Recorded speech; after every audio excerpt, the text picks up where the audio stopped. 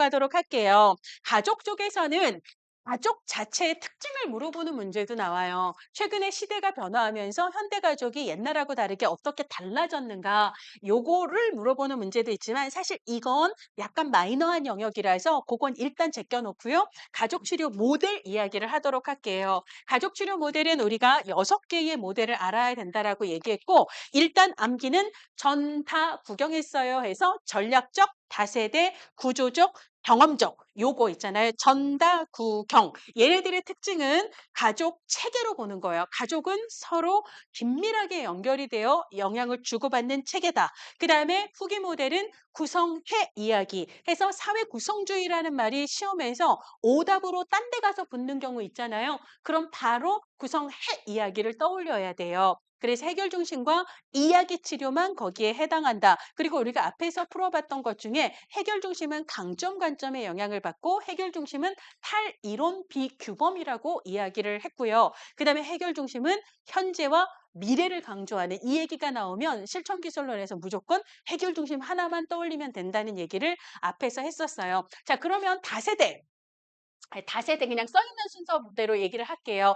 다세대 가족 치료는요. 지금 우리 집에서 아빠랑 첫째도 사이가 안 좋고 둘째도 되게 사이가 안 좋아요. 그러니까 우리 가족에서 지금 아빠와 남자 아이들, 자녀들 사이의 관계가 되게 안 좋은 이 갈등은 사실 이 부모 있잖아요. 부모의 원가족과의 관계에서 부모가 해결하지 못한 문제.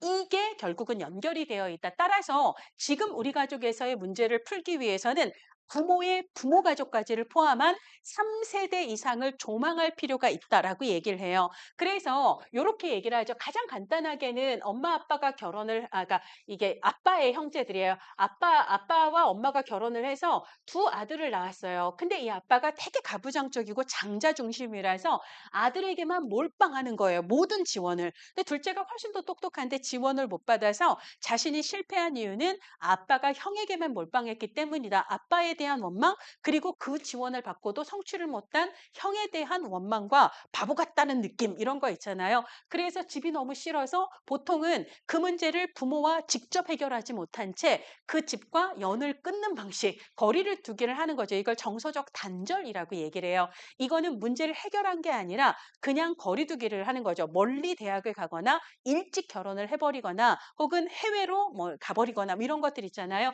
그렇지만 해결하지 못하고 등 돌린 문제는 다시 내가 만든 가족 내에서 또 다른 문제로 연결이 된다라고 얘기를 합니다.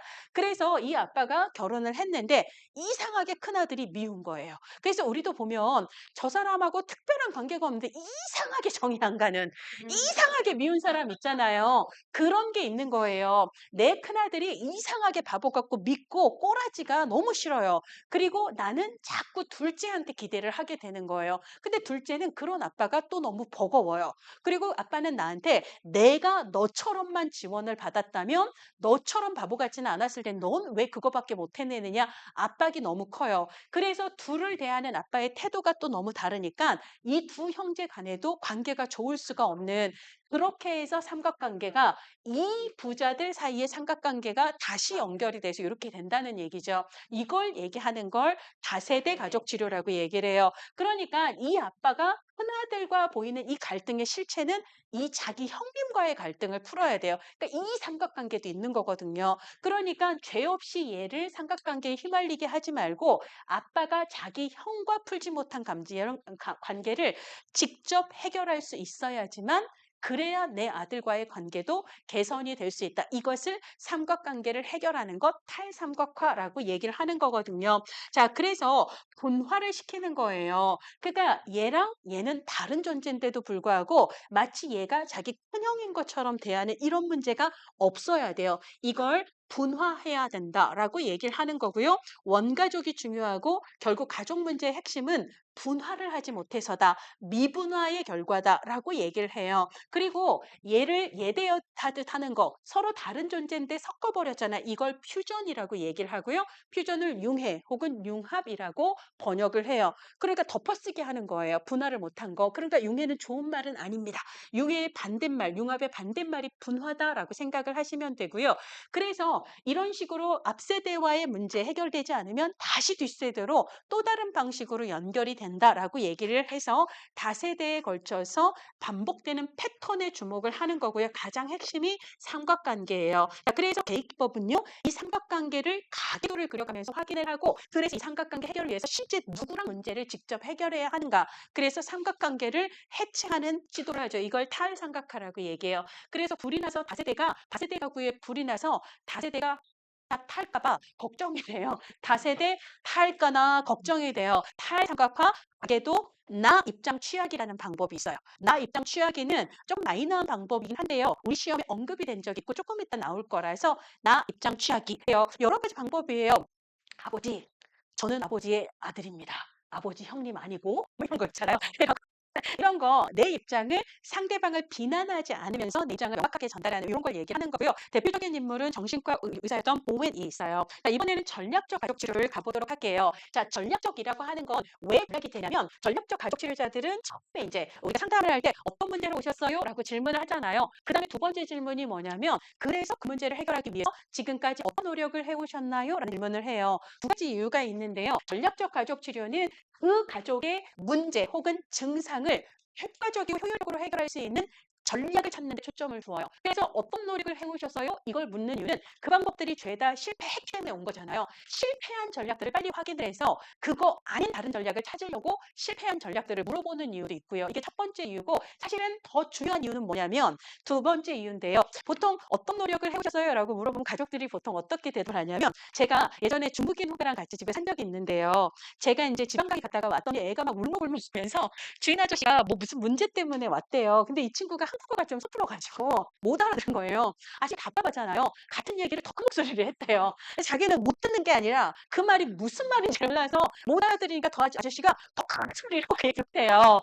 그래서 나중에는 막 화를 내는 것처럼 들려서 자기가 그 아저씨 앞에서 펑펑 울었다고. 그러니까 이렇게 말해서 못 알아들으면 다른 방식으로 설명을 해야 되는데요. 같은 말을 더 크게 그 말을 더 크게 한 거예요. 효과가 없어요. 근데 우리도 남편이 술 먹고 늦게 들어오면 잔소리를 해요. 그거 듣기 싫다고 더 늦게 오잖아요. 더 잔소리를 해요. 그럼 더 늦어요. 그래서 잘 보면 이걸 파문 효과라고 얘기를 하죠. 그래서 우리가 돌을 물가에 던지면 그 물가가 이게 번지면서 굉장히 멀리까지 가잖아요. 사실은 우리가 싸우고 갈등하기 시작한 이슈는 정말 사소한 것부터 시작을 하거든요. 그래서 뭐 밥을 깨작깨작 뭐 이런 말 있잖아요. 그 너는 늘 그러더라? 내가 언제 그랬다고 그래? 얘는 꼭 말을 하면 저렇게 다치지. 하여간 고분고분하게 얘 하는 법이 없어. 내가 언제 그랬다고 그래? 가시면 너 지금도 그랬잖아. 뭐 이런 거 있잖아요.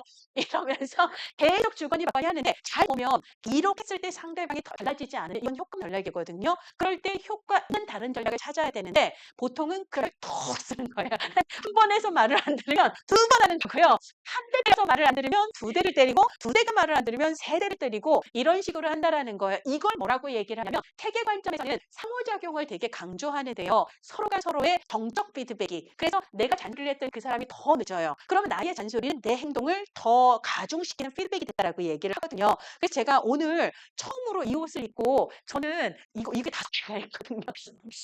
색깔별로. 근데 제가 강의할 때 항상 그냥 늘 입는 거 아니에요. 그래서 학생들한테 항상 내가 어제도 입고 오늘도 입으면 너희들이 혹시 헷갈릴까 봐 세탁은 해. 집에 가자마자 빨고 말려서 내일 입고 오고 나는 일단 그냥 그 옷, 그 신발을 주구장창 이렇게 얘기를 하거든요. 그 오늘 이제 아들한테 이거 괜찮아? 그랬더니 뭐 괜찮아 로 갔거든요. 그랬더니 두 명의 여학생들이 선생님 그 색이 너무 잘 받아요. 선생님 너무 좋아요. 그래서 야 빨리 받아 적어 정보 필요. 그래서 내가 안 했던 행동을 했을 때 네가 그 일을 하면 나 사실 이 옷을 계속 입어도 될까? 이런 아리까리한 생각이 있었는데 너가 벌써 두 명이나 그런 피드백을 나한테 주었기 때문에 다음번에 내가 이 옷을 입을 확률이 커지는 거거든요. 그럼 그 사람은 나의 행동을 플러스 시키는 효과가 있잖아요. 이거 정적 피드백이라고 얘기를 해요. 근데 이 정적 피드백이나 부적 피드백이라는 좋다 나쁘다가 아니에요. 그러니까 예를 들자면 아이가 공부를 했는데 엄마가 어이구 얘 공부 안 해. 그러면 하도 공부를 안 해볼 수도 있고요. 그러면 엄마의 반응은 얘한테 부적 피드백으로 작동한 거고 그날 좋아서 더 열심히 하는 척하면 엄마의 반응은 이 아이한테는 정적 피드백이 된 거기도 하거든요. 좋고 나쁜 게 없어요. 그러니까 서로가 지금 내 말이 이 아이의 저 행동을 늘렸으면 좋겠는데 거꾸로 줄이고 있지는 않은지 혹은 줄였으면 좋겠는데 늘리고 있는지는 않은지 그래서 반대의 효과가 있으면 그 전략이 아닌 다른 전략을 써야 되는데 서로가 계속 플러스를 잔소리 더하고 그러니까 아빠가 늦으면 아내는 더 잔소리를 하게 되고요. 그러니까 아빠도 아내에게 정적 피드백을 그다음에 그래서 더 잔소리를 하면 남편 더 늦어요. 그렇게 해서 아까 파무 효과잖아요. 서로 더 강한 이런 걸 악순환적 연쇄골이라고 것도 얘기를 하고요. 그런 식으로 파괴적인 연쇄고의 상호작용 등등으로 다양하게 이야기를 해요. 그래서 실전 기술론 시험에 대해서는 그냥 밑도 끝도 없이 순환적 인과성 이렇게 물어보기도 해요. 순환적 인과성은 원래 체계 개념이거든요. 왔다 갔다 하는 서로 영향을 준 건데 이 순환적 인과성을 가장 초점으로 하는 이 모델은 전략적 가족치료예요. 서로가 서로에게 계속 플러스로 영향을 주면서 그 문제의 패턴 있잖아요. 계속 서로한테 상처를 더 키우는 이 악순환적인 상호작용에 빠져서 그걸 벗어나질 못해요. 항상 그렇게 상호작용을 해요. 그래서 연결되어 있는 개념으로 가족 항상성이라는 말도 하거든요. 다 연결이 되는 말이다라고 생각을 하세요. 그래서 이제 그런 개념들을 전략적 가족 치료로 얘기를 합니다. 따라서 지금까지 어떤 노력을 해오셨나요?를 물어보는 순간 대부분 다 내가 몇 번을 5년을 매일 그러면서요. 처음엔 내리인데 이게 오래되면 매일 근데 저희가 이렇게 되거든요. 그렇게 얘기를 해서 이 악순환의 연결고리를 찾아서 그걸 해체하는 것까지를 목표로 하거든요. 자, 전략적 가족 치료는 1959년 팔로알토라고 하는 지역의 미국 캘리포니아 지역의 팔로알토 지역에 멘탈 리서치 인스티튜트라고 해서요. MRI라고 하는 정신건강 기관에서 시작을 한 모델이에요. 근데 그 모델의 주축 멤버들의 직업이 주로 정신과 의사, 뭐 인류학도 있고 그렇긴 한데 근데 정신과 의사들이 환자를 치료하고 입원 치료를 해놓고 가족으로 돌려보내면 그 사람한테 재발이 나가거나 그 사람이 멀쩡하면 이 상황의 가족 중에 또 다른 사람이 비슷한 증상이 재발되는 문제가 있는 거예요. 도대체 왜 가족만 돌아가면 그런 증상이 재발이 되나? 그래서 개인만 고쳐서는 될 게 아니라 가족에서 사람의 정신병리를 유발하게 되는 특수한 상호작용을 포착해야지 해서 정신질환자 가족의 의사소통 방식에 대한 연구를 하다가 발견한 게 이중구속이에요. 이거는 사람을 이러지도 못하고 저러지도 못하게 만드는 일종의 미치게 만드는 그래서 뭐 예를 들자면 나 이뻐? 그럼 야 되게 이쁘다. 어제는 안 이뻤어. 지금 이런 것들 있잖아요. 그래서 혼나요. 나 이뻐 그래서 아니 어제 그러니까 뭐 그래서 딴 얘기를 하면 애정이 식었네 뭐 이런 거 있잖아요. 그래서 그 얘기를 했을 때 이렇게 해도 신경질을 내고 저렇게 해도 신경질을 내면 도대체 어쩌라고 이런 거 있잖아요. 그래서 예를 들어 남자가 소신 있게 얘기해야지 이게 우리 기출 문제에 나왔어요. 소신 있게 얘기했더니 옳은 게 어디서 그렇죠? 막 이렇게 얘기를 해요. 그래서 소신 있게 얘기하는 거지 말라는 거지 어쩌라는 거야. 이것을 사람을 미치게 만드는 이중구속이라고 얘기를 해요. 그래서 이것을 이중구속 혹은 사람을 미치게 만드는 이중구속에서 병리적 구속 이렇게 얘기를 하는데요. 그러면 효과적인 전략을 찾아야 되잖아요. 굉장히 참신한 방법을 찾다 해서 나온 걸 이거를 역으로 이용하는 거예요. 이중구속이 병리적 사람을 이렇게 해도 저렇게 해도 문제가 되는 상황을 낳는 게 있다면 치료적 이중구속도 있지 않겠는가. 내가 어떤 지시를 했을 때 저 사람이 싫어요, 노라고 거부를 해도 지금보다 더 낫고 그 다음에 그 사람이 예스 알았어요 라고 해도 지금보다 더 나은 이래도 저래도 문제가 되는 상황은 병리적 이중구속이라면 이게 가능하지 않겠는가. 이래서 나온 게 뭐냐면 역설적 지시라고도 하고 역설적 개입이라고 하는 거예요. 우울증에 너무 시달린 사람에게 더 우울하라. 일주일에 그러니까 매일 30분 동안 시간을 정해놓고 우울한 생각을 하고 적어도 3줄 이상은 네가 우울할 수밖에 없는 이유를 적어봐라. 이렇게 숙제를 내는 거예요. 그러면 싫어요 라고 거부를 하면 우울하지 않겠다는 거니까 우울한 것보다 나은 거죠. 근데 얘라고 얘기를 해서 매일 숙제처럼 우울하려고 노력을 해요. 지금까지는 우울하려고 해서 한 게 아니라 그냥 우울해진 거거든요. 우울이 나를 컨트롤하고 있는 상황이었다면 지금은 숙제해야 돼서 우울해야 돼서 우울해야 돼 너무 안 우울하네 큰일 났네 뭐 어떡하지 막 드라마라도 보고 펑펑 울면서 우울하려고 노력을 하는 순간 우울과 나 사이의 관계는 누가 키를 쥐고 있어요? 내가 컨트롤을 하고 있거든요. 그래서 어찌됐거나 우울에 잠식당할 보다는 둘 다 나은 결과가 된다라고 얘기하는 걸 역설적 지시라고 얘기를 해요. 이 역설적 지시에 해당하는 3가지 기법을 우울한 사람에게 더 우울하라. 인터넷을 계속 하고 있는 사람에게 계속 인터넷 더 하지 더해 왜 그만해 이렇게 하는 그 증상을 계속 또 유지하도록 하는 걸 증상 처방이라고 얘기해요. 증상 처방이라고 얘기를 해요. 불면증 환자에게 최대한 자지 말고 버티세요. 잠을 자지 말라고 이렇게 명령을 드리는 건 얘는 증상 처방인 거고요. 그러니까 실현 기법이라는 게 있어요. 실현 기법이라고 하는 것은 그 증상보다 더 큰 실현을 숙제로 내는 거예요. 선생님 어차피 잠도 안 오는데 보통 사람들이 잠이 와서 오는 게 철학서입니다. 이러면서 이참에 잠도 안 오는데 잘 됐네. 칸트 철학서 한번 띄자. 이렇게 얘기를 하는 거예요. 칸트 철학서 독파. 이걸 목표로 숙제를 내는 거예요. 그럼 무슨 생각이 드냐면 속으로 이걸 읽다가 차라리 자고 말지 이런 거 있잖아요. 잠에 대한 생각이 역으로 저항 심리로 올라오게 만드는 거예요. 요걸 실현 기법이라고 얘기를 하고요. 제 기법은 선생님 급하게 생각하지 마세요. 우리 천천히 변해도 된다고. 그러니까 이 사람이 마치 나의 변화를 계속 말리는 것 같은 느낌을 주면 오히려 내가 초조해져서 나 빨리 변해야 되는데 나 변해야 되는데 이게 다 뭐냐면은요. 역으로 저항 심리를 이용하는 거예요. 우리가 보통 상담 초반에 양가 감정이라는 게 있어서 자기가 도와달라고 왔는데도 불구하고 사회복지사가 "우리 한번 열심히 으쌰으쌰 합시다." 그러면 또 약간 이렇게 뒤로 이걸 양가 감정이라고 얘기를 하잖아요. 근데 전혀 상상하지도 못했던 사회복지사의 반응이에요. 계속 우울하시라. 그쵸? "이참에 그럼 잘 됐네. 그죠? 밤새 철학서 읽읍시다." "아유 변화 너무 급하게 생각하지 마세요." 그러면 '아니 이 인간이 왜 이러지? 이 사람 치료자가 맞나? 난 빨리 변하고 싶은데.' 그 사람의 그 생각에 대한 저항심이 올라와서 빨리 변화하고 싶다는 마음이 올라오게 되는 거예요. 이걸 노리는 기법을 역설적 지시라고 이야기를 하게 돼요. 그래서 전략적 가족의 가장 핵심적인 개입 기법을 전력 재순환 이렇게 외우라고 써놨어요. 전략적 가족 치료는 역설적 지시나 개입이 가장 중요한 기법이고요. 재순환의 재는 재명명 혹은 재구성 혹은 재정의라고도 얘기해요. 문제를 바라보는 관점을 조금 더 긍정적으로 바라보도록 바꾸는 걸 재구성, 재명명이라고 이야기를 해요. 예를 들자면 보통 가족 치료는요. 온 가족이 손잡고 와서 "가족 치료해 주세요." 이렇게 오지는 않아요. 보통 한 사람의 문제를 호소하는데 이 사람의 문제를 위해서는 가족의 변화가 필요하다 해서 유도를 하게 되죠. 그래서 보통 이제 부모가 자녀의 어떤 문제 때문에 얘가 문제인 것처럼 이렇게 오게 되는데요. 이렇게 얘기를 하는 거죠. "어머님, 아버님, 이 아이는 자신의 온몸을 찢어 발겨서 이 가족을 유지하기 위한 접착제가 되기 위해서 노력을 한다. 이 아이는 자기 로 부모가 협박한 게 아니라면 부모 관계는 집에 끝났다는 것을 이미 다 알고 있는 거예요.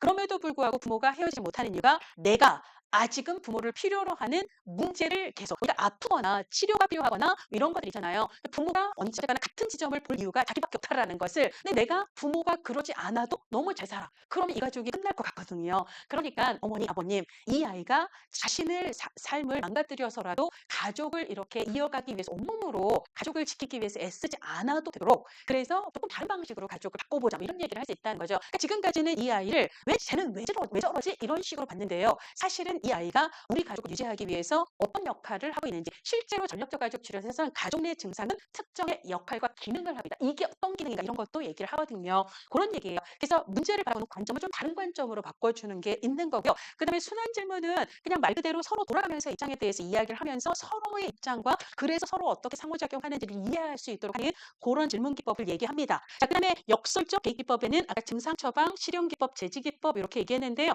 증상 제시 이렇게 배우면 증상 처방, 제지 기법, 실현 기법 이렇게 되는 거죠. 그래서 증상 제시 이렇게 암기를 하시면 될 것 같아요. 전략적 가족 치료는 단기 개입이에요. 단기 개입이라서 원인 이런 거 중요하지 않습니다. 증상 자체를 효과적으로 빨리 해결할 수 있는 좋은 전략이 뭘까? 이걸 찾는 데 초점을 둡니다. 자, 그렇고요. 경험적 모델로 가면은요. 거기 암기에 빙산 조각하며 의사소통 경험 사티오라고 배우라고 하는데요. 가장 대표적인 인물은 버지니아 사티오라는 인물이고요. 가장 핵심적인 키워드는 의사소통이에요. 그래서 시험 문제 의사소통 유형 이렇게 나오면 사티오를 생각하셔야 돼요. 물론 아까 이중구속과 같은 의사소통 개념을 전략적 모델에서도 얘기했는데요. 이 전략적 모델이 시작된 게 아까 MRI라고 얘기했잖아요. 원래 버지니아 사티오도 이 MRI 초창기 멤버예요. 여기서 가족 치료를 하다가 나중에 이제 갈라져 나와서 만든 게 이게 경험적 가족 치료라서 이분도 가족 내 의사소통을 누구보다 강조를 하는 분이에요. 그리고 핵심 기법은 빙산 기법, 그리고 가족 조각 기법 이런 게 있다라는 거예요. 그래서 빙산 조각하며 의사소통, 경험적 가족 치료니까 사치오 이렇게 외우면 핵심 개념하고 기법을 빨리 외울 수 있을 것 같아요. 자, 일단 경험적 가족 치료도 가족 체계 이론에 토대를 둡니다. 자, 그다음에 주요 개념에서 일단 의사소통부터 얘기를 하면은요. 의사소통을 한다는 건 내가 있고 상대방이 있잖아요. 그다음에 이제 우리가 이야기를 하는 어떤 상황이라는 게 있을 거예요. 이게 이제 의사소통의 3요소인데 서로 내 감정도 네 감정도 우리가 얘기하는 지금 이 상황도 모두 다 존중하는 대화. 이것을 일치형 의사소통이라고 얘기를 하는데 일치형이라고도 얘기하고 모두 존중한다라고도 얘기하고요. 서로가 서로를 존중한다면 자신의 생각과 마음을 솔직하고 분명하게 이야기할 수 있잖아요. 그래서 자신의 생각과 감정을 직접 혹은 분명하고 명확하게 이 소통하는 것 이렇게 얘기를 하기도 해요. 자, 근데 어떤 사람들은요. 내 감정만 중요하고 네 감정은 무시해요. 내가 너 때문에 얼마나 속지는지 뭐 이런 거 있잖아요. 이런 걸 비난형이라고 얘기를 해요. 나만 존중, 너는 무시. 근데 거꾸로 너만 존중, 나만 무시, 나는 무시 이런 게 있어요. 미안해요, 죄송해요, 잘못했어요. 상대방만 감정이 중요하고 내 감정은 내가 드러내지를 못하는 이걸 회유한다 혹은 아첨한다라고 아첨형 이렇게 얘기를 해요. 또 어떤 경우는 둘 다 감정을 무시하는 아니 여기서 감정이 왜 나와? 감정 빼고 상황만 놓고 얘기하자고 보자고 뭐 이런 거는 계산형, 초이성형 이렇게 얘기를 해요. 계산형이라고도 얘기하고 초이성형. 근데 우리가 얘기해야 되는 특정의 상황, 뭐 예를 들어 오늘 아이 문제로 부모가 얘기를 해야 되는데요. 그런 얘기 자체를 안 해요. 하는 거예요. 그럼 상황도 무시가 되는 거거든요. 그러니까 감정도 상황도 다 무시가 되는 걸 산만 혹은 혼란형 이렇게 얘기를 해요. 따라서 가족의 의사소통의 주된 형태가 어떻게 되는지를 확인해서 이 의사소통을 일치형으로 그래서 서로가 서로의 마음을 이 분명하고 명확하게 소통할 수 있는 그런 가족을 만들자라고 얘기해요. 그러면 이 대화는 서로를 존중하는 대화잖아요. 이런 가족 분위기가 되면 결국은 가족도 성장할 수 있지만 개인도 존중받으면서 소통을 하기 때문에 결국은 자존감이 올라간다라고 얘기를 해요. 그래서 개인의 자존감이 올라간다라는 걸 개인이 성장한다. 그래서 이 경험적 가족 치료에서는 전체로서의 가족의 성장과 개인의 자존감의 성장을 모두 다 강조하는 그런 모델이다라고 이야기를 해요. 자, 개인법으로는 아까 이제 가족 조각 얘기했는데요. 가족 조각은 실천론에서 나올 수도 있고 실천 기술론에서 나올 수도 있어요. 자, 가족 조각은 공간 속에 가족의 몸을 이용해서 내가 가족을 어떻게 인식하고 느끼는가를 형상화하는 기법을 얘기합니다. 그래서 엄마와 아빠와 그 다음에 두 누나와 중학생 남자아이 준호가 있어요. 그래서 준호한테 너는 가족을 어떻게 느끼는지를 가족 성원들의 몸을 이용해서 형상화해라. 조각을 한다고 생각을 하라. 그리고 나머지 가족들은 말하지 않아야 돼요. 웃지도 않아야 돼요. 왜냐하면 말을 하는 것과 웃는 건 일종의 본심이 드러나는 것을 막기 위한 방어 기제. 그러면 진심을 우리가 빙상기법을 얘기하는 이유가 우리 가족 안에서 내가 어떤 마음으로 살아가는지 진짜 이 깊은 곳에 있는 내 마음을 터치한다, 접촉한다라고도 얘기하거든요. 터치하는 게 중요한데 그걸 터치하는 게 무서워서 겁이 나서 진심을 얘기하기가 멋쩍어서 가족들이 그냥 웃거나 유머로 넘기려고 하는 그런 경향들이 있기 때문에 가족 조각할 때는 말하지 말 것, 웃지 말 것 이게 원칙이에요. 그래서 이 아이가 몸을 끄는 대로 움직여 주시라. 그랬더니 아이가 부모는 아빠는 밖을 쳐다보고 엄마는 아빠 뒤통수를 보며 누나들에게 완전히 기대이고요.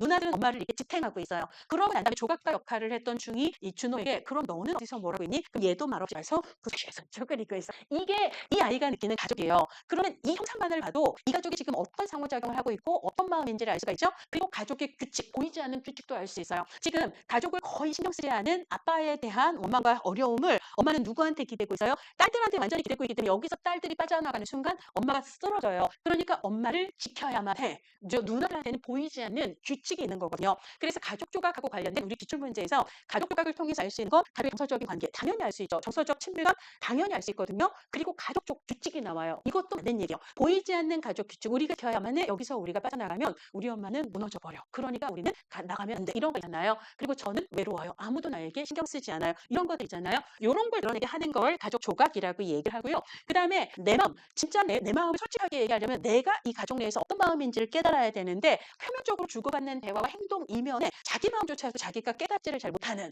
그래서 마치 프로이트가 무식 얘기할 때 빙상기법을 쓴 것처럼 은유적인 기법으로 우리가 표면적으로 주고받는 말들 이면의 마음 심리예요. 감정이죠, 감정. 그리고 그 감정에 대한 감정. 그러니까 애한테 너무 짜증이 나는데 엄마인데 애를 보면 찌가 나 죽겠는 내 마음에 대한 있잖아요. 뭐라고 해야 되지? 알죠? 해봐서 있잖아요. 애가 미운데 미워하는 내 마음에 대한 내 마음 맞잖아요. 이러고 내가 엄마인가부터 해가지고 무력감 같은 거 있잖아요. 이런 거 그게 왜 그럴까? 기대가 있기 때문이에요. 삶에 대한 기대에 열망이 있고 뭐 이런 것들이잖아요. 이런 거 밑에 있는 자기 셀프 나를 찾자 뭐 이러면서 인상기법을 얘기했다라는 얘기고요. 역할 연습은 가장 대표적인 게 엄마와 자녀가 서로 역할을 반대로 해서 역할극하는 거 있잖아요. 아 우리 엄마가 이런 마음이었겠구나. 아 우리 딸이 이런 마음이겠구나. 서로의 마음을 터치 느껴보는 거 있잖아요. 이런 기법으로 그래서 사티어는 말로 하는 기법보다 몸으로 하는 기법들이잖아요. 이런 걸 굉장히 많이 했던 사람이에요. 자 이번에는요 구조적 가족 치료 모델로 가면은 구조적 가족 치료는 살바도르 미누친이라고 하는 이분도 정신과 의사예요. 자 근데 이분이 1967년에 그 슬럼가의 가족들, 그래서 Families in Slum인가? 그래서 슬럼가의 가족들이라는 책을 쓰면서 그게 그러니까 구조적 가족 치료를 처음에 이제 내놓은 책의 제목이 슬럼가의 가족들인데 이분들은 보통 이렇게 가족 치료 모델을 만든 분들이 미국 서부 캘리포니아 지역을 중심으로 활동했던 거하고 다르게 이분은 뉴욕에 거기서 이제 그 비행 청소년들 상담하는 일을 했던 정신과 의사예요. 근데 이 친구들이 대부분 슬럼가의 아이들인데요. 우리도 옛날에 빈민촌들 보면 달동네 이렇게 보면은 저도 대학원까지 살았던 철거 마을이 저희 집에 화장실이 없거든요. 없었고 동네에 화장실, 공중 화장실 남자 두 칸, 여자 두 칸 이런 식이에요. 그래서 사람들 많이 밀리가는 저는 세숫대에 누가 모래를 가득 담아서 안 나온다고 어쩔 수 없잖아요. 응가가 바로 안 나오면 좀 걸리잖아요. 그래서 막 위에서 누가 모래를 집어 던지고 막 그런 일들이 있어요. 어쨌거나 판자촌이기 때문에 겪는 여러 가지 어려움들이 있습니다. 알람을 잘 못 들어요. 왜냐하면 소리가 제가 늦게 자기 때문에 소리가 우리 집보다 따집에서 먼저 들리면 동네에서 야 미친놈아 뭐 이런 소리가 들리거나 그다음에 제 앞방에 바로 앞집에 이제 혼자 사시는 아저씨가 계시는데 여자친구가 밤새 아름다운 소리가 정말 엄청 많이 들려요. 그래서 그 아저씨는 제가 문 열었을 때 그 아저씨랑 동시에 문을 열어서 얼굴을 볼 때마다 제가 깜짝깜짝 놀라요. 그럼 이분이 자꾸 왜 자기만 보면 그러냐고. 근데 자기는 모르겠지만 좀 그렇잖아요. 그러니까 너무 힘들어요. 근데 하여간 이게 요거 그러니까 우리가 슬럼가라고 얘기하면은요. 물리적 구조 우리가 집이라고 하니 저도 이 경계가 탄탄해서 우리 집 소리가 밖으로 안 나갈 정도로는 탄탄하고 그다음에 내가 밖과 소통을 하기 위해서 문을 닫아야 될 때는 잘 잠기고 열어야 될 때는 또 잘 열리는 문이 있어야 이게 건강한 물리적 공간이 되는 거고요.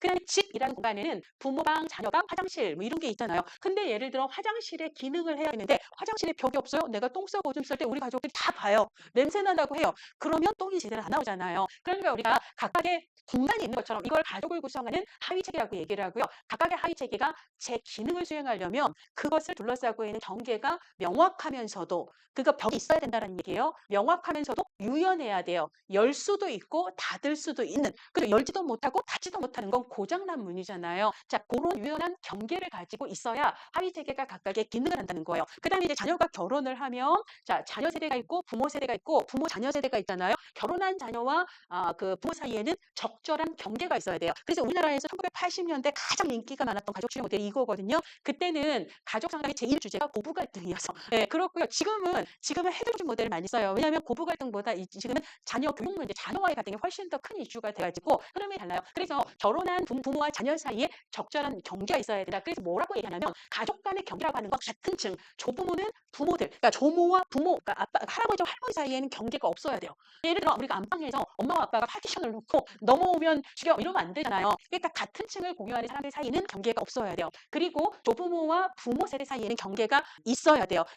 그런데 내 남편이 나랑은 얘기를 잘 안 해요. 그러니까 부부 사이에 경계가 있고 그러면서 자기가 대소사는 다 자기 시댁 부모하고 얘기해요. 둘 사이 경계가 없잖아요. 이게 구조가 깨져 있는 거예요. 위계도 바로 서집하고 부부라고 하는 하위 체계가 제 기능을 하지도 못하고 이게 가족 문제의 가장 근본이다. 그래서 구조를 바로 세워야 하는 거고 구조를 바로 세우기 위해서는 여기에 희미한 경계를 만들어줘야 되고 부부 사이의 경계는 허물어 줘야 되고 이런 거 있잖아요. 이걸 얘기하는 게 구조적 가족 치료예요. 그래서 중요한 건 가족의 구조를 바로 세우자라는 거고요. 이걸 가족의 재구조화라고 얘기를 하고 가장 중요한 건 가족 내 경계 문제예요. 그래서 경계가 너무 없으면 밀착이라고 얘기를 해요. 지나치게 간섭하고 지나치게 노출이 되는 그래서 개개인의 자율성이 잘 보장이 되지 않는 가족 형태를 밀착. 그다음에 가족들이 너 따로 나 따로 있잖아요. 이런 거 니는 니일, 내일은 내일이지 서로 관심도 없고 이런 것들은 지나치게 유리되어 있다라고 얘기해요. 따라서 유리된 가족에 대한 개입은 가족 사이의 경계를 허물어줘서 소통을 늘리는 거고 밀착된 가족은 경계를 만들어주면서 독립성을 키우는 방식으로 개입하죠. 이게 핵심입니다. 근데 가족 내에서는 그게 중요한 거고 가족의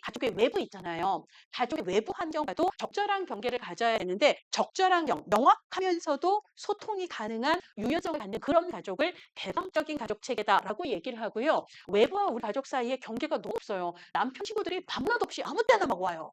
그쵸? 이런 경우. 그다음에 시부모님이 막 남편이랑 나 자고 있는데 아무 때나 불쑥 와서 찌지자 막 이래요. 그러니까 우리 집과 남의 집 사이에 경계가 너무 없어요. 이런 걸 모호한 경계를 가졌다. 이것을 방임형이라고 얘기해요. 방임형이라고 얘기를 하고요. 그다음에 외부하고 아예 소통을 안 하고 우리는 우리 가족끼리만 저 집은 뭐 하는지를 모르겠어. 동네 사람이랑 교류를 안 하네. 이걸 경직된 경계를 가졌다라고 얘기하고요. 이건 폐쇄형 가족 체계다라고 얘기를 합니다. 그래서 이제 시험에서는 개방형 가족 체계, 폐쇄형 가족 체계, 방임형 가족 체계의 특징을 물어보는 그런 문제가 나오기도 하고요. 하위 체계, 위계 구조, 그다음에 권력을 얘기를 하는데 가족 내 권력이 완벽히 평등하진 않아요. 예를 들자면 아빠가 권력을 주로 많이 갖고 있고 다른 가족들은 권력이 약해요. 이럴 수 있다는 거예요. 그래서 구조적 가족 치료에 보면 균형 깨뜨리기라는 이게 권력의 불균형 구조를 얘기를 하는 거거든요. 권력이 지금 아빠한테 너무 쏠려 있고 나머지 가족들이 너무 권력이 없어요. 그럼 의도적으로 민우침과 같은 가족 치료자들은 아버지의 권력을 살짝 컷해서 이들의 파워를 넓혀. 뭐 여러 가지 방법이 있습니다. 의도적으로 아내 서로 말이 다를 때 의도적으로 제 생각에는 아내분 말이 맞는 것 같은데요. 이렇게 하거나 아니면 자녀들이 무슨 말만 하려고 하면 아빠가 대신 자꾸 말을 하려고 하면 아버님 영순이 얘기는 영순이가 직접 할 때까지 아버님 끼어들지 않는 걸로 약속합시다. 아버님 노노노 영순에게 그래서 얘의 파워를 의도적으로 높여주는 그런 거 있잖아요. 요런 거. 그래서 권력에 대한 얘기를 하면서 그래서 보통 권력이 약한 사람들끼리는 제휴를 하게 되는 거예요. 그래서 예를 들어 폭력적인 아빠가 있을 때 그래서 이제 엄마가 되게 이렇게 힘이 약할 때 아들이 엄마 편을 들면서 아빠한테 같이 대항을 하거나 이런 거 있잖아요. 이런 걸 연합이라고 얘기를 한다든지 이거 다 권력에 대한 이슈거든요. 그런 키워드들을 얘기를 합니다. 자, 그래서 주요 기법이 있는데요. 제일 중요한 건 경계 만들기예요. 혹은 경계 설정하기라고 얘기를 해요. 이게 가장 중요한 거고 나머지 것들이 나오면 빨리빨리 알아주셔야 되는데 그래서 이제 그러니까 이제 구시성을 가진 친구, 남학생이 있다고 생각을 하세요. 그 친구가 키가 커요. 그래서 긴 실을 주고 너 누워봐. 이 실이랑 너랑 누가 더 긴가 보자. 이렇게. 그래서 구군인데 균으로 바꾸고 얘를 긴 실과 예, 경합을 하는 거예요. 너 누가 더 큰지. 이렇게 외우면 구조적 가족 치리는 균형 깨뜨리기, 긴장 고조시키기, 실연, 그다음에 과제를 부여하는 게 있고요. 경계 이게 가장 중요하다라고 얘기했어요. 그다음에 합류하기 이렇게 있습니다. 제일 중요한 건 경계 만들기고요. 두 번째로는 합류하기인데요. 합류하기는 자연스럽게 가족주의자가 가족 의사소통 속으로 합류하는 거예요. 그거는 가족 초기, 가족 상담 초기에 가족 성원들이 나를 이질감으로 느끼지 않도록 마치 우리 식구인 것처럼 자연스럽게 느끼도록 하는 거예요. 세 가지 전략이 있어요. 유지하기. 처음부터 막 뜯어고치려고 하지 말고 좀 문제다 싶은 게 있어도 그냥 두라는 거예요. 그래야 가족들이 불편함을 안 느끼기 때문에 첫 번째는 그대로 유지하기. 그다음에 두 번째는 따라가기예요. 계속 따라가면서 이들이 어떤 식으로 상호작용하는지를 따라가 보라는 거예요. 그다음에 세 번째는 따라하기예요. 모방하는 거죠. 그래서 예를 들자면 그 치료자가 원래는 말이 되게 빠른 사람인데 내가 만난 가족이 충청도 분들인데 엄청 느려요.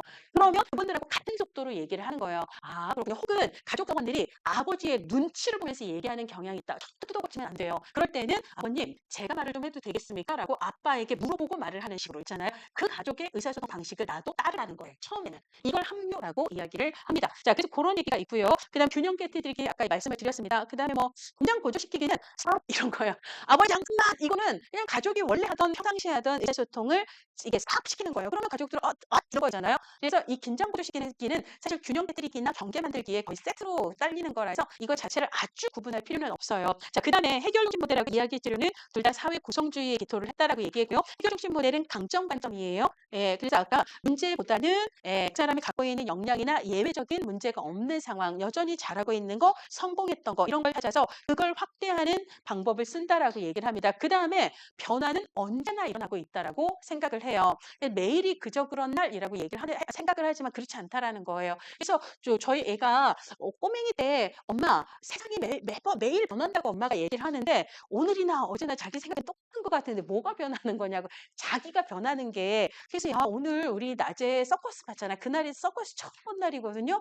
어제 너한테 내가 서커스를 얘기를 했다면 너는 생생한 장면이 전혀 머릿속에 그려지지 않았을 테지만 오늘 우리가 밤에 누워서 서커스를 얘기하면 우리가 봤던 서커스 장면들이 다 떠오르잖아요. 어떻게 우리가 어제하고 오늘이 똑같을 수가 있어? 어제는 몰랐던 많은 것들을 오늘은 알게 됐는데 그렇잖아요. 우리는 어떤 순간에도 같은 순간이 없다고 끊임없이 변화하는 거지. 해결 중심 모델은 그래요. 그래서 뭐라고 얘기를 하냐면 면담 전 변화 질문. 선생님 처음 전화 주셨을 때로부터 한 일주일이 지났는데 어떤 게 달라졌나요? 이걸 의도적으로 물어보는 거예요. 변화했다는 걸 인지하고 뭐가 변화했을까를 생각하게 하는 거죠. 그다음에 또 하나는 기본으로 강점 관점이기 때문에 자기 자신을 가장 잘 아는 사람은 클라이언트라고 생각해요. 그럼 사회복지사는 잘 몰라요. 그 사람을 이제 만났는데 뭘 알아요? 모르면 어떻게 해야 돼요? 물어봐야 돼요. 그래서 해결 중심은 철저히 나는 잘 당신을 알지 못하기 때문에 당신이 나에게 당신을 알려달라.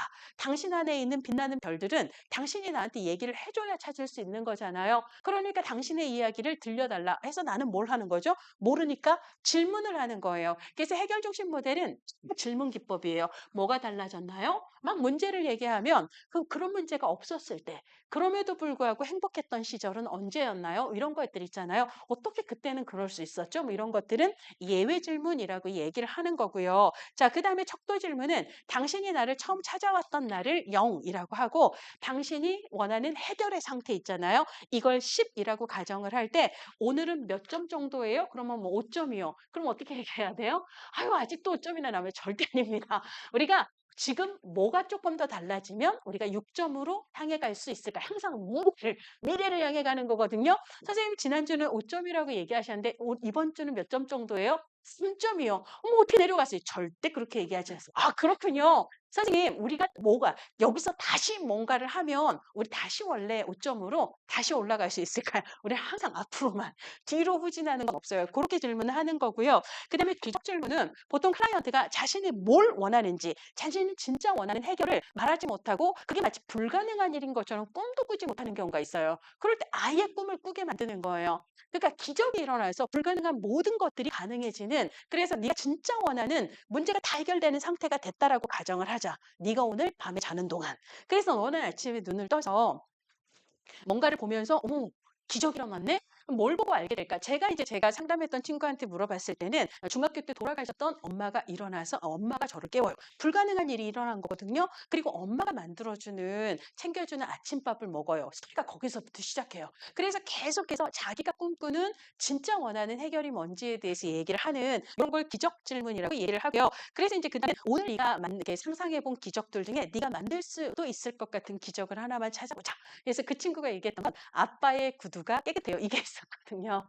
기적 스토리에 아침부터 일어나서 기적 스토리를 얘기하는데 집에서 나가려고 현관에 보니까 아빠의 구두가 깨끗해요. 그래서 구두 얘기를 잠깐 했었는데 엄마가 돌아가시고 난 후에 자기는 아빠가 너무 꼬질꼬질해서 그러니까 호라비티가 너무 많이 나는 게 너무 싫었다 이런 얘기를 했었어요. 예, 그런 얘기를 했었고 그래서 이제 자기가 생각하기에 아빠의 구두가 깨끗해지는 기적은 제가 만들 수 있을 것 같다. 그래서 그 다음 주에 기적을 만들었어. 그랬더니 예, 닦았어요. 그래서 어떻게 그 얘기를 했더니 집에 구두 속 구역이 없다라는 걸 저 처음 알았어요.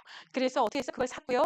너무 피해가지고 아빠 일하시네 후딱 닦았는데 아빠가 갑자기 전철 태워다 주겠다고 한 번도 그런 일이 없었대요. 그래서 탔어 그랬더니 탔다고 어땠어 그랬더니 주무질 않았다고. 그5분간에 아빠랑 말도 없이 앉아 있으니까 사실은 그 친구는 학교를 그만두고 싶은 문제로 찾아왔는데요. 사실 본질적인 문제는 한 집에 살고 있는 아빠랑 아무런 소통과 대화가 없는 이런 거 있잖아요. 거기서부터 실제로 기적이 일어나고 실제로 이 친구는 많은 문제들 있잖아요. 그러니까 자기가 할 수 있는 것들을 찾아서 사실 굉장히 잘 풀렸던 이 친구거든요. 하여간 그렇게 이제 기적을 찾고 만들고 이렇게 가는 거고 대처 질문이라고 하는 것은 클라이언트가 어려움과 역경을 얘기할 때 어머 정말 힘들었겠어요. 진짜 힘들었겠다. 절대 그런 얘기 안 씁니다. 힘들었다. 어머 어쩌면 이런 건 다 문제중심 경계적인 거예요. 그럼 클라이언트가 엄청 힘든 얘기를 하면 세상에 그런 걸 어떻게 힘들어요? 너 참 대단하다. 이거예요. 능력과 역량. 네가 힘든 풍파를 만나라는 건 지금까지 네가 견디고 여기까지 왔다는 게 아니니 스스로 너 어떻게 그걸 견디니? 너를 견디게 그 많은 풍파 속에서도 너를 살게 하는 힘이 도대체 어디서 나오는 거야? 그럼에도 불구하고 너한테 힘이 되고 너를 응원해주는 사람이 있어? 이런 거 있잖아요. 자, 이런 거 어떻게 견딜 수 있었어? 대처 질문이고요. 관계성 질문은 클라이언트에게 중요한 어떤 사람의 관점에서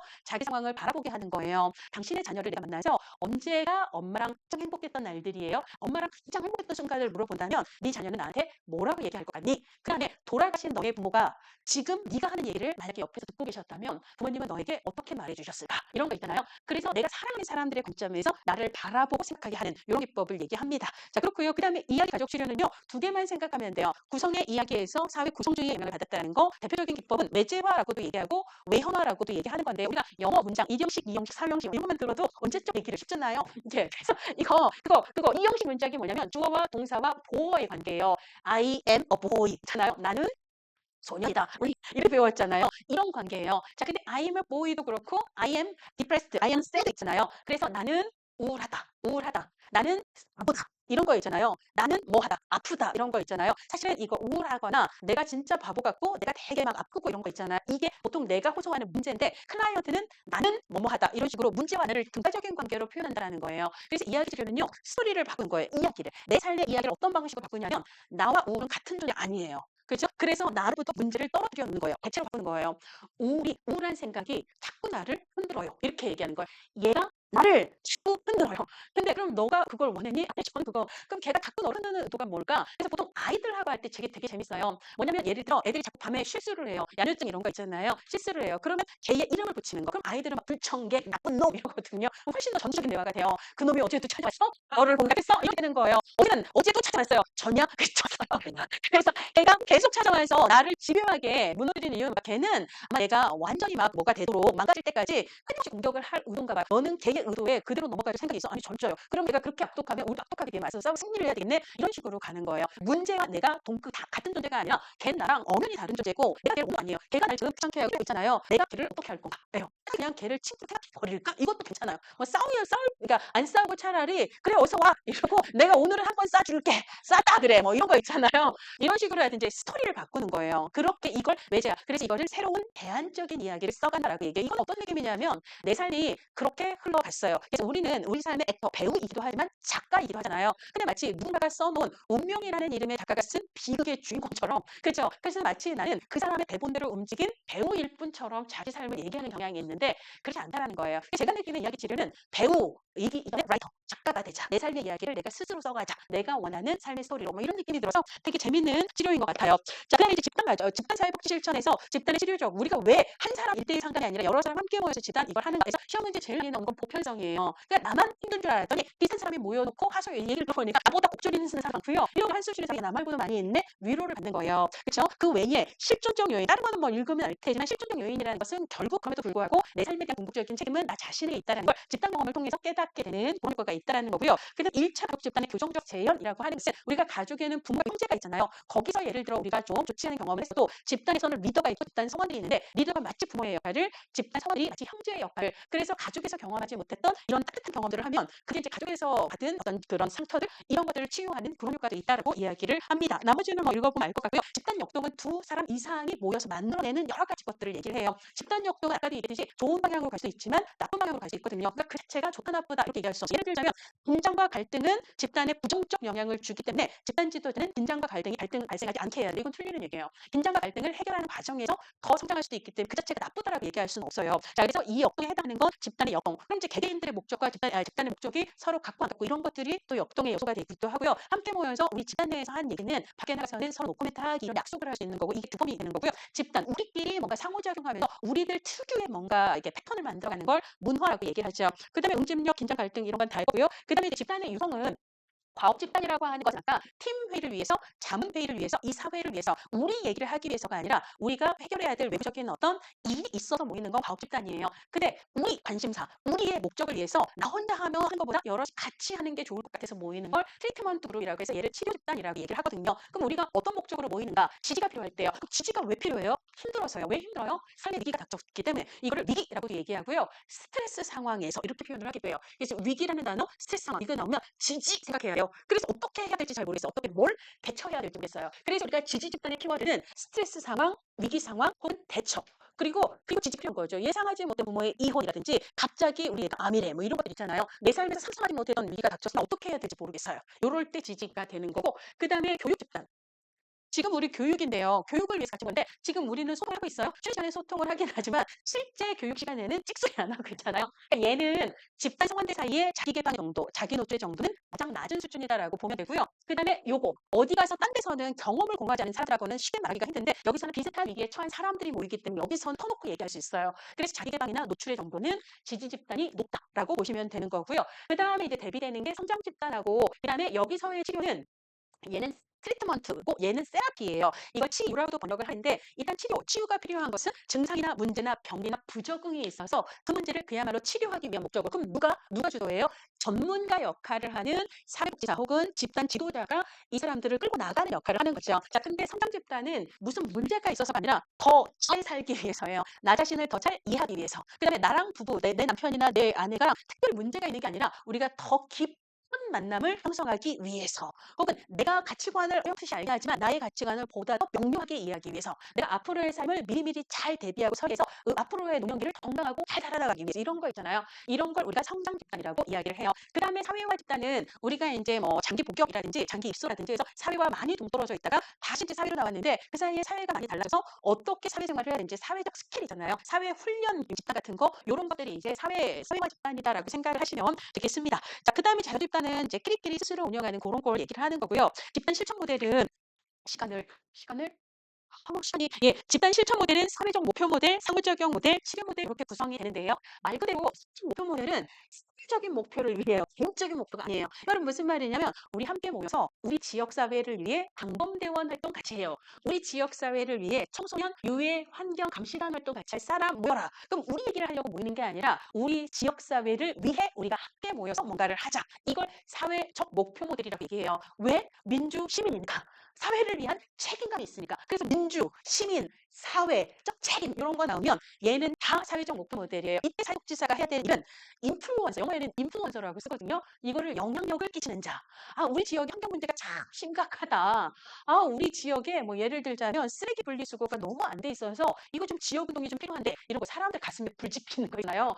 우리가 이거를 이런잖아요. 이 인플루언서라고도 얘기하고 이걸 역할 모델로서의 이게 역할한다 이렇게도 번역을 해요. 그러고 나서 사람들이 모이면 이 모인 사람들 내에서 민주적인 질서나 절차, 그다음에 뭐 회장님을 뽑는 이런 거 있잖아요. 이런 거를 이제 진행을 시켜나가는 역할을 한다라고 얘기를 하는 거고요. 그다음에 이제 개인적인 목표들 중에서도 상호적 모델이라는 게 있는데 상호작용 모델은 그러니까 사회복지사라고 하는 외부의 전문가가 주축이 돼서 끌고 간다기보다는 일종의 우리가 면접 스터디를 한다거나 학업 스터디를 자체적으로 하는 거잖아요. 그래서 공동의 목표를 위해서 서로가 도움이 되는 관계, 이것을 상호 원조 체계를 구축하는데 초점을 두는 거예요. 그러면 이제 여기에 모인 사람들은 첫 모임에서 우리 어떤 식으로 진행을 할까요? 이런 거 우리 스터디 모임 한다고 생각하시면 돼요. 우리 어떻게 진행하면 좋을까요? 목표나 회기 진행이라든지 이 진행 방법 같은 거를 서로 모여서 함께 결정해 나가는 방식으로 운영이 되는 거고요. 그러면 외부에 있는 사회복지사는 주로 어떤 일을 하죠? 어떤 일을 하냐면 직원, 그러니까 이 집단 성원들 간의 상호작용이 삐걱삐걱 거릴 때가 있어요. 누구랑 되게 안 좋고 이럴 때 그때 중재하는 역할, 요런 걸 이제 주로 하는, 그건 집단이 잘 돌아갈 수 있도록 윤활유 끼워주는 이렇게 약간 촉진한 역할,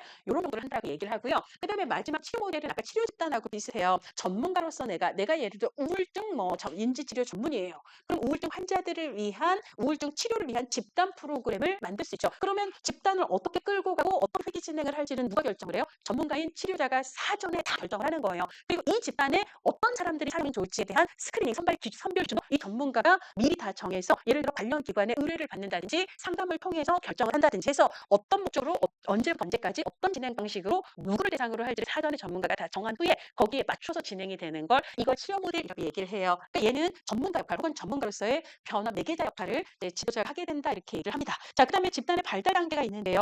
준비 단계는 첫 모임 전에까지를 얘기해요. 첫 모임 하기 전에 미리 준비를 해야 되잖아요. 그러면 어떤 집단을 할 건지, 그다음에 언제부터 할 건지 이런 걸 정해야 되는데 제일 중요한 건 집단을 구성하는 거예요. 누가 첫 모임에 와야 될지를 정해야 될 거 아니에요. 집단을 구성할 때는 이질성과 동질성을 어느 정도 할지, 그렇죠? 적당히 하는 게 좋아요. 너무 이질적인 거, 너무 동질적인 거 좋지 않고 집단의 크기, 20명을 정로 할지, 10명을 정로 할지, 그다음에 개방 집단으로 갈지, 폐쇄 집단으로 갈지. 폐쇄 집단은 첫 모임에 모인 사람들이 끝까지 가는 구조고, 개방 집단은 중간중간에 새로운 성원이 언제라도 들어올 수 있는 그런 걸 얘기를 하는 거죠. 이런 걸 정하는 거고, 그다음에 이제 초기 단계는 그냥 첫 모임에 만났을 때 서먹서먹한 거 있잖아요. 그러면 서로 인사해야 돼요. 사회복지사 소개해야 되고, 집단 성원들 서로 소개해야 되고, 그다음에 이제 어떤 목적으로 왔는지 개인들의 목표, 그다음에 집단 전체의 목표, 그다음에 집단에서 우리가 지켜야 될 거, 규범 같은 거잖아요. 이런 것들을 전체적으로 정하는 게 첫날 하는 거고요. 그리고 쭈뼛쭈뼛한 마음 이런 거 있잖아요. 긴장이나 불안과 혹은 약간 양가가 뭐 괜히 왔나? 물 이상한데 뭐 이런 거 있잖아요. 그런 걸 최소화시켜서 그래서 이제 으쌰으쌰하다 동기화를 업시키는 거 이런 게 이제 초기 단계에 필요하다라는 얘기를 하는 거고요. 그다음에 이제 뭐 수정 단계 넘어가시고 중간 단계에서는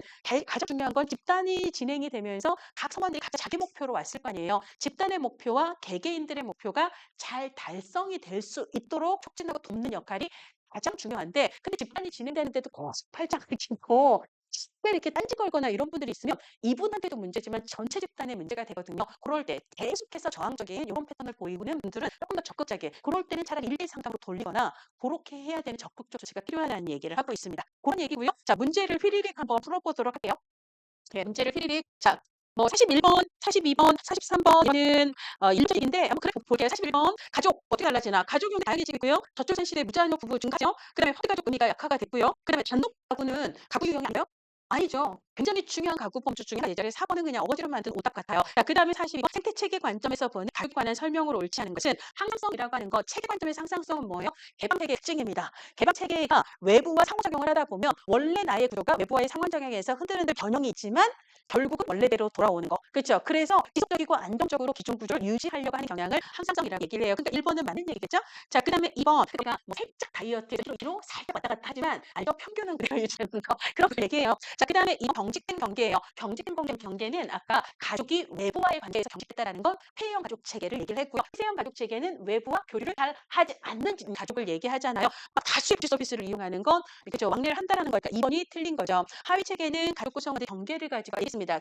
정말 바로서야 각각의 하위 체계가 제 기능을 수행한다고 얘기를 했고요. 피드백 아까 얘기했어요. 가족이 사회환경과 환류, 피드백을 주고받으면서 변화를 도모한다. 예를 들어 외부자의 도움을 받았더니 그가 되게 좋아졌어요. 그럼 다음번에도 그 전문가의 도움을 받다 이렇게 될 테죠. 그러면 얘는 정적 피드백이 되는 거고 괜히 안 하던 거 했다가 나중에 안 좋아졌어요. 당하지 마. 이거는 부적 피드백이 될 거예요. 그죠? 이런 식으로 외부와 우리가 상호작용을 한다는 것 자체가 들어오는 게 있고 나가는 게 있는데 좋으면 더하고 아니면 말지 이렇게 되는 거라서 뭐 이게 맞는 거고요. 순환 인과관계는 서로에게 영향을 주기도 하고 받기도 한다는 이야기를 합니다. 자, 4번 가족을 위한 전제 조건에 관한 설명으로 옳지 않은 것은 한 사람의 문제는 가족 모두에게 영향을 미치는 체계의 관점인데요. 한 부분의 변화는 나머지 전체나 나머지 성원들에게도 영향을 준다. 이걸 현점에서는 무슨 성이라고 부르죠? 네? 호해성 혹은 상호성이라고 얘기해요. 호해성 혹은 상호성. 호해, 해성이라고도 하고 혹은 상호성이라고도 하고 어떤 경우는 상호해성이라고도 얘기를 해요. 자, 그다음에 2번도 똑같은 얘기예요. 그다음에 3번 순환적 인과성이고요. 순환적 인과성의 반대말이 단선적 인과성이거든요. 그렇죠? 너는 원인, 나는 결과. 너 때문에 이걸 단선인데 체계 관점에서는 너 때문에는 오죠. 너 때문에 그러니까 서로가 서로에게 영향을 주죠. 그래서 인행사에서는 생태 혹은 생태체계 관점에서 인간에 대한 낙관적인 관점을 견자 이런 얘기 나와요. 너 때문에 네가 문제야 이런 건 생태학에서 없어요. 그렇죠? 서로가 어떤 역동을 그러니까 상호작용을 하는 문제이기 때문에 누구도 병리라고 생각하잖아요. 그렇죠? 그래서 아이가 일탈을 할 때 너가 문제야 이렇게 얘기하지 않고 이 아이는 자신의 상황에 저런 방식으로 이게 적응을 해라. 그럼 이 아이가 그렇게 적응이 안 하도 되는 환경을 어떻게 만들면 좋을까? 이렇게 생각을 하기 때문에 누구도 병리라고 규정하지 않아요. 낙력이다라고 얘기합니다. 그래서 4번이 틀렸고요. 자, 그다음에 5번 한 가족 성원이 보이는 증상은 사실은 그 배후에 있는 가족에 보이지 않는 더 중요한 문제를 살짝 드러내주고 있는 단서가 되는 거예요. 그래서 아까 전략적 가족 치료가 1999년에 MRI에서 MRI라고 하는 정신건강 리서치 거기에서 처음 나왔을 때 말이에요. 그때 아까 재명령 기법 얘기했잖아요. 이 아이의 증상은 보통 부모들은 얘 때문에 이렇게 얘기를 하지만 사실 이 아이가 이 증상을 통해 이 가족 전체에 뭔가 기능을 하고 있다고 생각을 해요. 그건 뭐죠? 달리 얘기하면 이게 필요한 사실은 더 중요한 가족 문제가 있다는 거예요. 그걸 사실은 얘가 드러내주고 있는데 가족들이 그걸 못 보고 있다는 거죠. 그런 관점을 얘기한다라고 보시면 돼요. 44번 순환적 인과성 미국 없이 이거 나오는데 순환적 인과성에 가장 관련되는 가족 치료 모델은 아까 전략적 가족 치료. 그래서 늦으니까 잔소리. 그래서 더 늦어. 더 잔소리. 파문 효과 이렇게 얘기했습니다. 언어적 해석의 불일치를 문제의 원인으로 파악한다. 이거는 뭐예요? 이거는 직면 이런 거죠. 그렇죠. 말 다르고 뭐가 다르고 이런 거고 틀린 거고. 그다음에 2번 문제의 원인을 단편적 이게 단선적인 거로 너 때문에 이런 건데요. 순환적인 건 그거 아니고요. 그다음에 가족의 현재 문제를 해결하기 위해 원인 제공자 너 때문에 원인 이거는 단선적이에요. 그다음에 가족의 변화를 위해서는 상호작용을 이해해야 돼. 이게 순환적인 거의 핵심이 됩니다. 5번도 원인 얘기하고 있는데 이건 단선적인 거예요. 자, 그다음에 45번 이렇게 박스 문제가 많이 나오는데 이건 무조건 키워드 문제예요. 뭐 예를 들어 원가족, 분화, 가계도 뭐 이런 거 나오면 있잖아요. 삼집관계 이런 거 나오면 다세대 가족 치료, 밀착, 유리, 경계 뭐 이런 거 나오면 구조, 그다음에 뭐 이중구속 이런 거 나오면 증상조합, 더해 이런 거 나오면 전략 좀 찾아야 돼요. 가족사정 관계에서 아내는 일찍에서 멀어진 남편을 대신해서 아들에게 지나치게 관여했고 부모의 관계 회복을 위해서 문제행위 행동을 아이가 나타내는 것으로 파악이 됐다. 어머니는 아들의 문제 행동을 위해서 몇 차례 교육을 받았지만 효과가 없었다. 따라서 사회복지사는 아들의 문제 행동을 개입 대상으로 삼는 대신 남편과의 직접 해요. 사실은 두 사람 사이의 갈등이 주 이슈인데 어머니가 아빠와의 갈등을 직접 해결하지 못하고 얘한테 지금 에너지를 몰빵하고 있거든요. 이걸 우리가 삼각관계에 이 자녀가 휘말렸다라고 얘기하고 얘를 탈삼각하게 하기 위해서는 두 사람과의 관계를 직접 해결하는 게 좋다. 이게 삼각화에 해당하는 이야기가 돼요. 자, 그다음에 46번 보행의 다세대 체계 이론에 관한 설명으로 옳은 것 자아분화 수준이 낮은 부모는 미분화 이 사람에 대한 감정을 그 사람과 직접 해결하지 못하고 다른 사람에게 덮어쓰기 위해서 괜히 쟤만 보면 미운 이런 현상이 나타나요. 그래서 삼각관계를 만들고 그걸 통해서 형님한테 직접 욕 안 하고 큰아들한테 잔소리하는 방식으로 이렇게 간다는 거죠. 이거 맞고요. 아까 다세대 탈가나에서 다세대 모델은 탈삼각화, 가족, 가계도 그리고 나 이점 취하기라고 얘기를 했어요. 타인을 비난하는 대신에 자신의 입장과 생각, 느낌을 잘 얘기해서 탈삼각화를 촉진한다. 이거 맞는 얘기고 쪽조각 나오면 이것도 키워드인데요. 빙산 조각하며 의사소통 경험, 사치오 경험적 가족 치료예요. 그렇죠? 그러니까 디귿 말 자체는 맞는데 얘는 다세대가 아닙니다. 그리고 가계대를 작성하고 해석하면서 가족의 정서적인 과정을 이해한다. 이거는 맞는 얘기죠. 그래서 디귿 빼고 나머지가 맞아요. 자, 이번에는 경험적 가족 치료로 갈게요. 자, 47번도 이것도 결국 의사소통 키워드예요. 그래서 존중이라는 말 나와 있고요. 그 다음에 타인을 무시하는 거, 비난형 의사소통이라고 얘기를 하죠. 그래서 일지형으로 바꾸고 싶어요. 비난형, 일지형, 그리고 존중. 이거 뭐죠?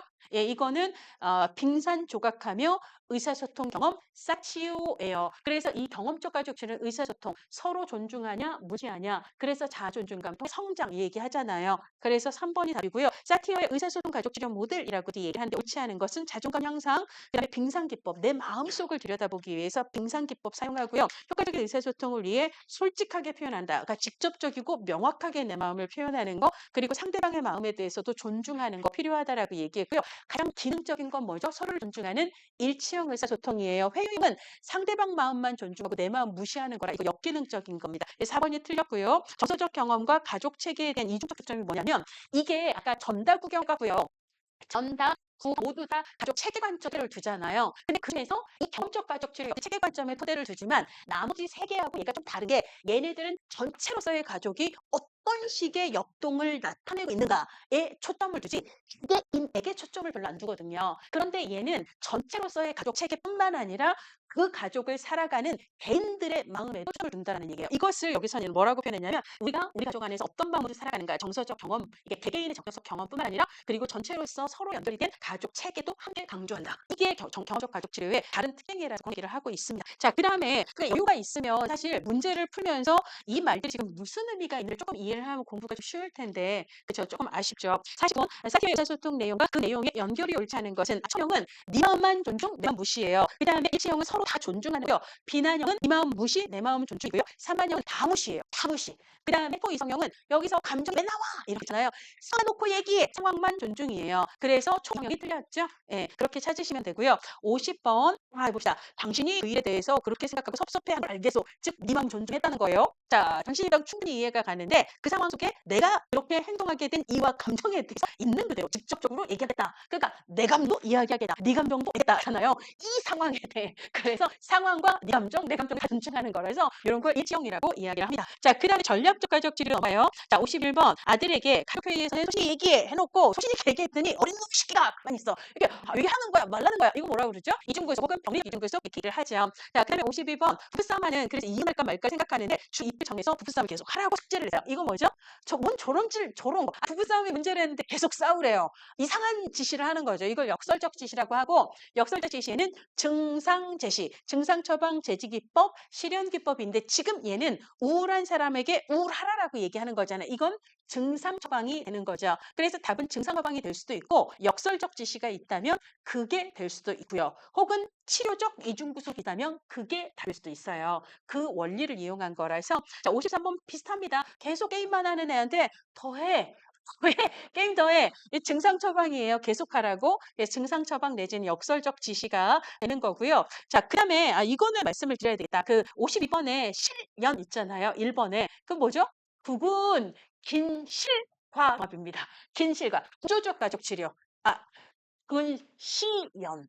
연습해보는 거, 이게요, 세 가지가 있는데요. 구분을 하셔야 돼요. 시연. 우리가 연습을 해보는 건 시연, 리허설 하는 건 시연, 행동적인 기법인 거고요. 그 다음에 지금 얘기하는 건 실연이 있어요. 그리고 시연이 있어요.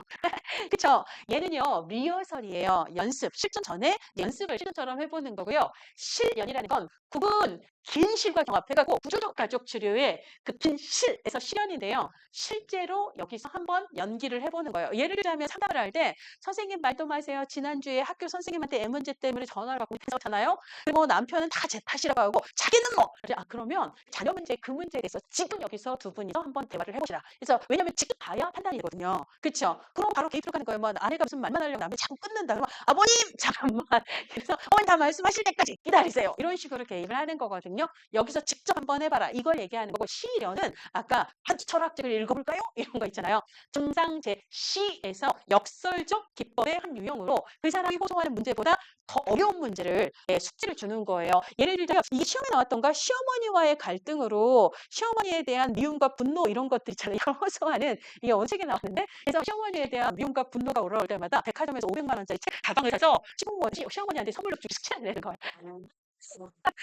그거 쓸 때마다 그러니까 차라리 미워하고 말지 안 미워하고 말지 이거 덜 걸리잖아요. 이런 식으로 숙제를 내는 거를 이야기를 합니다. 그래서 이거 달라요. 발음이 좀 비슷해서 그렇지 위치도 다르고 내용도 다 달라요. 그래서 실연은 구조적 가족 치료의 기법이고 코칭은 그 다세대 가족 모델의 기법이에요. 그냥 이거 그냥 넘어가셔도 되고 밸런스하고 조각은 아까 정적 가족 치료의 기법이라고 얘기했고요. 53에서 증상 제시라고 얘기해서 증상 처방 제시 기법은 역설적 개입에 해당하는 친구들이고요. 재정의는 아까 전력 재수난 옆에 기억 외웠던 거 있잖아요. 전략적 가족 치료의 기법에는 역설적 지시, 재명명, 재구성, 똑같은 얘기예요. 그래서 문제의 의미를 조금 다른 각도에서 바라보도록 하는 거 있잖아요. 그거 되는 거고 재보증은 실천에서 나오는 면접 기법인데 어떤 거죠?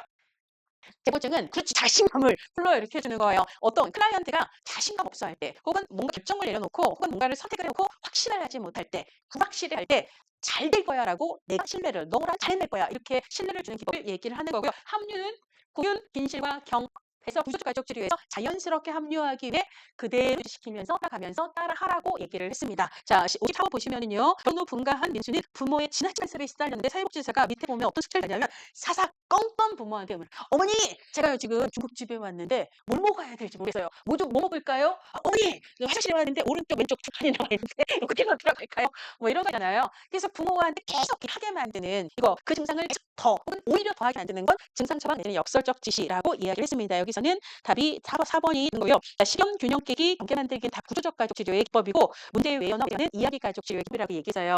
자, 55번 이중구속입니다. 자, 이중구속 있나요? 치료적 이중구속을 이게 응용한 게 역설적 지역을 얘기했어요. 그죠? 그래서 4번도 맞고 3번도 맞는 거예요. 그죠? 일단 15번은 별거 없어요. 읽어도 돼요. 전략적 등산이 틀렸네. 등산은 등산 조각하며 의사소통 경험 쌓칩니다. 그래서 경험적 가족들이 나와야 돼. 내가 이렇게 들어있잖아요. 나머지는 몰라도 돼요. 시험 문제는 있습니다. 그죠? 센스가 필요해요. 몰라도 하나만 알아도 그걸로 푸는 이게 좀 필요해요. 그래서 보자마자 2번 아웃시키고요. 그래서 역설적 지시니까 4번, 3번 맞고 그게 가장 대표적인 등상 처방이니까 1번도 맞고 치료의 지시를 따라도 윈, 따르지 않아도 윈이 되는 게 치료적 이중구속이라고 얘기해서 자, 56번. 자, 다음 모델인 힘의 우위에 따라 대칭적이거나 보완적 관계가 형성된다. 비언어적 의사소통의 가족이 욕구를 나누므로 메타 의사소통이 중요하다. 그 다음에 이런 거 잘 몰라도 하나만 걸려 이렇게 생각하시면 돼요. 그래서 이렇게 첫 번째 땡, 두 번째 땡을 읽으면 이게 뭔 말이지 싶을 때 바로 이런 생각을 하세요. 전국에 있는 나의 적군들이 멘탈이 흔들리고 있을 거야. 그렇죠? 윤유경이래요. 쿨하게 찢겨. 몰라도 되는 거야. 라고 했어요. 멘탈이 흔들리면 안 돼요. 자, 가족의 문제 행동을 유지하도록 지시하는 걸 뭐라고 얘기했죠? 역설적 예의예요. 그래서 예를 들어 아까 예스든 노든 윈이다라고 얘기한 게 우울한 사람에게 우울하세요라고 했더니 예스 따라서 우울을 보려 그래요. 그 순간 뭐가 바뀐다? 우울이 나를 통제하는 게 아니라 내가 우울을 통제하는 구도로 바뀐다라고 얘기했어요. 그래서 클라이언트가 통제력을 발휘한다는 말을 쓰고 있습니다. 땡땡이 하나만 걸도 돼요. 이건 뭐죠? 전력, 역설 지시를 하고 있기 때문에 이 답은 1번을 바로 알아차야 되고요. 자, 우리가 이 첫 번째 힘의 우위이고 권력이라는 걸 강조한 거 민우친이에요. 근데 이게 이 문제를 냈냐면 사실은 문제를 낸 사람이 각각을 쓴 이유가 좀 있긴 한데요. 원래 전략적 가족 치료가 아까 MRI 이쪽 그러니까 캘리포니아 지역의 MRI에서 1959년에 만들어졌다고 얘기했잖아요. 이때 주축이 된 멤버 중에 하나가 제이 헤일리라고 한 사람이 있어요. 남자분이거든요. 이분이 있는데 아까 이쪽 뉴욕 쪽에서 활동했던 미누친이 있잖아요. 미누친이 나중에 여기서 와서 이쪽에서 꽤 지냈던 적이 있어요. 그러다가 이 미누친하고 헤일리가 되게 잘 지냈어요. 잘 지냈고 그러다가 이 헨리가 나중에 이쪽에 워싱턴 DC로 가서 거기서 가족 치료를 하거든요. 그러면 둘이가 거리가 가까워지면서 또 되게 잘 지내요. 그래서 뭐라고 얘기하냐면 제이 헤일리의 전략적 가족 치료를 구도적 전략적 가족 치료. 오리지널 전략적에 미누친의 구도이 적당히 신 거예요. 그게 무슨 말인지 아시겠죠? 그래서 원래는 미누친이 이 파워라는 개념을 강조했는데 이걸 제이 헤일리도 함께 써서 그러니까 권력이라는 개념을 둘이 함께 쓰는 그런 얘기를 하고 있습니다. 그러면서도 이 MRI에서 가족의 의사소통에 대해서 연구를 했잖아요. 그러면서 어떤 개념을 그 힘에서 얘기를 하냐면 대칭이라는 게 별거 없어요. 가족 의사소통이 아빠가 으르렁거리면 이거 그래서 이거는 대칭입니다. 불과 불 이거 있잖아요. 보안은 뭐냐면 예 그러면 깨갱 있잖아요. 이게 보안이에요. 이거는 좋고 나쁜 건 아니에요. 사실 역기능적인 의사소통으로 쌍방이 불이 되는 경우하고 한쪽이 제압하고 한쪽은 막히는 거 둘 다 역기능적인데 그런 의사소통을 얘기를 했다라는 거예요. 자, 그다음에 메타 의사소통이 중요하다라고 하는 것은 여기서 또 의사소통이 나오는데 전략적 가족 치료에서 의사소통을 강조하는 것은 사실은 보이는 내용뿐만 아니라 의사소통 이면에 드러내는 관계라는 게 있다는 거예요. 그래서 저는 저희 집에서 항상 제가 을이라고 생각을 합니다. 저는 큰 소리를 못 내요. 남편한테도 저는 잘 싸우는 제 친구가 너무 존경스러워요. 저는 싸우지도 못하고 신경질을 내지도 못해요. 저희 애들한테도 화를 잘 못 내요. 그래서 지지난주에도 저희 딸이 엄마 너무 착해 이런 거 있잖아요. 그래서 왕이에요. 자, 그래서 예를 들자면 야 엄마 불러요. 그러면 보통은 반응을 빨리 하려면 뽀로로 달려가잖아요. 그래서 엄마 부르면 뽀로로 달려가요. 어느 순간부터 얘가 엄마 불렀는데 엄마가 딴 일 하느라고 못 듣잖아요. 그럼 그다음 어떻게 해요? 이거예요. 아니, 감히 내가 불렀는데 네가 안 온다고? 약간 그런 거 있잖아요. 그냥 엄마 이리 와라고 하는 내용도 있지만 사실 그 의사소통을 잘 들여다보면 그게 우리 사이에 암암리에 형성된 관계를 들여다보는 거죠. 그래서 우리가 메타의사소통이라고 하는 것은 드러나는 말의 내용뿐만 아니라 그 말이 내포하고 있는 보이지 않는 이면의 관계들이 있잖아요. 요런 거를 들여다보고 그것의 대한 소통을 하는 게 좋다. 뭐 이런 얘기라고 생각을 하시면 돼요. 의사소통에 대한 의사소통이라고 보통 얘기를 하는데 그다음 부족 가족 치료는 시간이 몇 시인데요. 가셔야 되는 분들은 가시고 그러니까 지금 10 시니까 가셔야 되는 분들은 조교님이 가셔야 되네. 그쵸. 그쵸. 제가 이 가족 치료 문제까지는 좀 풀어도 될까요? 예, 그래요. 자, 구조적 가족 치료도 뿌리가 없구나. 그래요. 일단 여기서 네네네네. 구조적 가족 치료 X의 사례 문제가 나오면 무조건 키워드다라고 생각하세요. 매의 권위적인 권력 관계를 얘기를 하는 거고요. 그래서 권력 구조 얘기하고 불균형. 그러니까 아까 구균 진실과 경합에서 균형 깨뜨리기 이런 거 있잖아요. 이런 게 나오는 모델은 구조적 가족 치료죠. 그래서 어쩌고 저쩌고 했는데 어머니는 아버지와의 불만을 아들과 남의 친구가 지나치게 밀착이 되어 있다는 얘기를 그렇게 하고 있고요. 그래서 밑에 줄에 밀착 관계를 유지하고 있다. 권력 구조를 변화시키고 경계를 명확히 한다. 밀착, 경계, 권력. 이거 나오면 뭐죠? 구조적 가족의 키워드예요. 58번 가족 경계에 관한 설명으로 오른 것은 개방, 폐쇄, 그다음에 방임은 가족과 외부와의 관계를 얘기를 합니다. 근데 개방형은 서로 교류를 잘한 거죠. 이때의 경계가 명확하고 유연하다라고 얘기를 했어요. 가족 관계를 가졌다는 건 건강하고 개방적인 거거든요. 가족 구성원 간의 관계가 모호한 게 아니라 명확하면서도 유연한 거라서 자 2번은 틀린 거죠. 그 방임형 그러니까 모호한 관계인 거죠. 그리고 3번 밀착 가족 너무 경직된 게 아니라 너무 관계가 너무 경직된 거는 유리된 가족이라고 얘기를 하는 거고요. 방임형 가족은 외부와 가족 사이의 경계가 너무 없어서 그래도 너무 지나치게 실을 당하고 있는 노출이 되는 거죠. 자, 그래서 선생님 맞습니다. 유리된 가족은 구성원들 간의 관계가 너무 경직된 걸 얘기를 하는 거고 경계가 너무 없을 땐 밀착이라고 얘기하죠. 자, 59번에 개인 모델 얘기하는데 이것도 키워드예요. 자, 네 번째 줄을 어머니와 아들 서로 밀착되어 그다음에 어쩌고 저쩌고 그다음에 끝에서 두 번째 줄 어머니와 아들 사이의 경계를 조정 하위 체계를 강화 하위 체계 밀착 관계 나오면 구조적 가족 치료다라고 생각을 하셔야 돼요. 50번 보시면 딸이 말을 하면 엄마가 나서서 대변을 해요. 그래서 사회자한테 엄마 딸이 직접 얘기하라고 하는 거예요. 엄마 stop 딸이 직접 이건 뭐예요?